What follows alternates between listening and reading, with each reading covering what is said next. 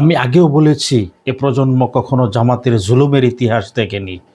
তারা কত বড় জালেম হতে পারে একজন জীবন্ত ব্যক্তির চক্ষু উঠিয়ে ফেলা তার জ্বলন্ত উদাহরণ। আজ বগুড়ার নন্দীগ্রামে বিএনপির এক নেতার চক্ষু উঠিয়ে ফেলেছে জামাত শিবিরের সন্ত্রাসীরা। ওই বিএনপির নেতার অপরাধ কি জানেন?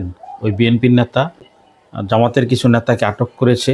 এর মূল কারণ ছিল তারা কালো টাকা দিয়ে ভোটকে প্রভাবিত করার চেষ্টা করেছিল।